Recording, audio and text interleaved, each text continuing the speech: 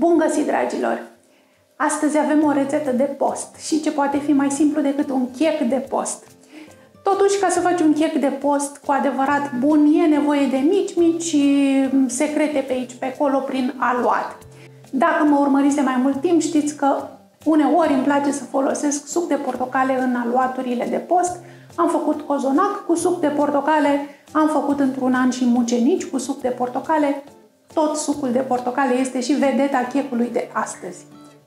Vom obține un chec extraordinar de moale și de pufos, se păstrează proaspăt mai multe zile, este ideal la micul dejun sau la desert sau de luat la pachet.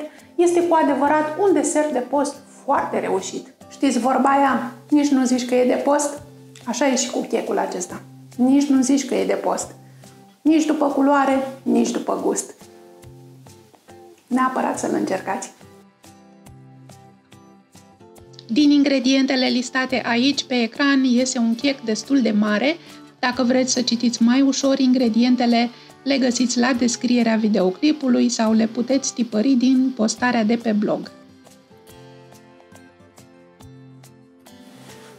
Am aici 450 de grame de făină de patiserie cu 3 nule, peste care pun 10 grame de praf de copt, adică un pliculeț.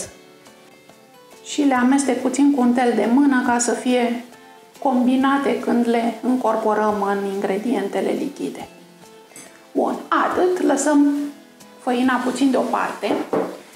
Într-un castron mai încăpător punem sucul de portocale.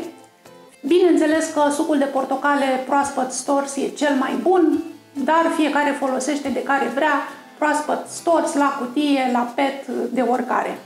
Deci avem aici 500 de ml de suc de portocale, peste care pun 2 linguri de oțet de 9 grade. Dacă vreți să-l cântăriți, așa cum s-ar face corect în cofetărie, asta înseamnă 10 grame. Și aici pun jumătate de linguriță de bicarbonat. Deci cam atât. O să facă puțină spumă. Amestecăm puțin ca să fim siguri că s-a dizolvat. Și apoi aici punem 100 de ml de ulei. Asta înseamnă pe cântar cam 95 de grame. Punem coaja rasă de la o portocală. Zahărul. Și un sfert de linguriță de turmeric, adică foarte puțin, un vârf, cam atât. Turmericul aduce o culoare frumoasă în aluaturile de post, care altfel sunt destul de palide, însă dacă exagerăm, picăm în extrema cealaltă și deserturile noastre vor avea o culoare galbenă intensă, ușor fosforescentă și nenaturală, deși turmericul este un condiment 100% natural, este o rădăcină rasă. Deci nu puneți foarte mult, un vârf mic de linguriță. Tot aici punem și un praf de sare, adică cam jumătate de linguriță, și amestecăm cu un tel de mână, dar nu foarte mult, doar cât să dizolvăm puțin zahărul. Mai departe încorporăm făina pe care am amestecat-o cu praful de copt, puțin câte puțin, cernem puțin și amestecăm.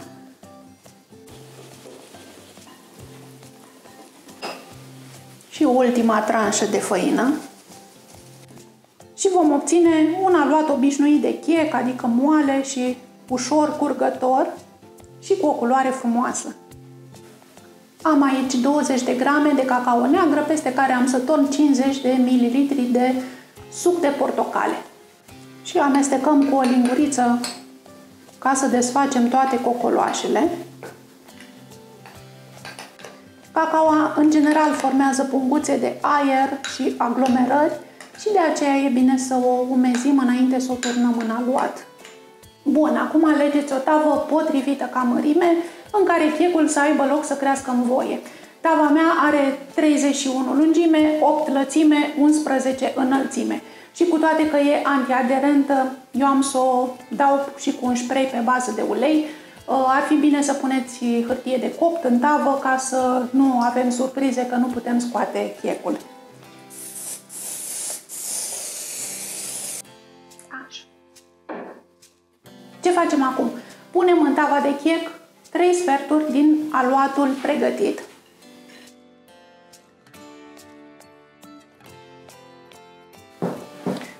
care presărăm stafidele. 50 de grame de stafide am eu aici. Dacă nu vă plac, puteți să nu le puneți. Nu le-am hidratat, le-am pus așa uscate și amestec pur și simplu aluatul cu o furculiță. Astfel, în aluatul galben vom avea stafide. Ne întoarcem la aluatul rămas în castron, peste care punem crema de cacao. Și tot aici eu am cam 15 grame de migdale pe care le-am tocat din cuțit. Puteți să puneți și nuci. Eu n-am avut, culmea, astăzi n-am avut nuci, am pus migdale. Și amestecăm până obținem o culoare omogenă. Îl turnăm în tavă. Și cu o furculiță amestecăm cele două aluaturi și în felul ăsta obținem efectul acela marmorat în secțiune. Iar deasupra, pentru decor, câțiva fulgi de migdale sau miez de nucă tocat grosier. Și acum trucul pentru checuri: luați un băț de frigăruie sau lama unui cuțit și treceți așa prin mijlocul checului, pentru că de obicei checurile și mai ales acestea de post se crapă la copt și în felul acesta crapă controlat, unde vrem noi, nu unde vor ele.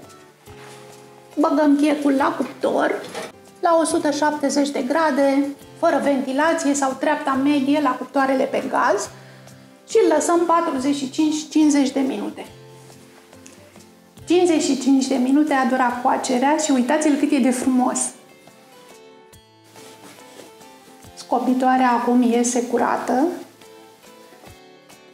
Îl lăsăm 10 minute în tavă, pentru că e foarte fraged și se poate rupe, și după aceea îl răsturnăm pe un grătar de răcire. Desprindeți cu grijă checul de pereții tăvii și apoi răsturnați checul și lăsați-l să se răcească complet pe un grătar. Vă sfătuiesc să nu-l tăiați până când nu se răcește complet, altfel miezul va părea moale, lipicios și aveți tendința să credeți că e necopt. După ce checul s-a răcit, dacă vreți să-i dați un aspect mai luminos, îl puteți presăra cu puțin zahăr pudră. Și haideți să tăiem o bucată să vedem cum e la interior. Ei, și așa arată checul nostru. E moale și pufoșel, are o culoare frumoasă și de la turmeric, dar și de la coaja și de la sucul de portocale. Are și stafide, are și migdale. E un desert de post foarte bun lângă un ceai sau lângă o cafea sau chiar lângă un suc de portocale. Îmi place coaja ușor crocantă, în contrast cu miezul atât de moale și de pufos. Și se simt bine toate aromele, se simte și portocala, se simte foarte intens și cacaoa, pentru că am folosit cacao neagră. Și contrastul ăsta de arome și de culori îl face grozav de apetisant. Neapărat să încercați și voi rețeta.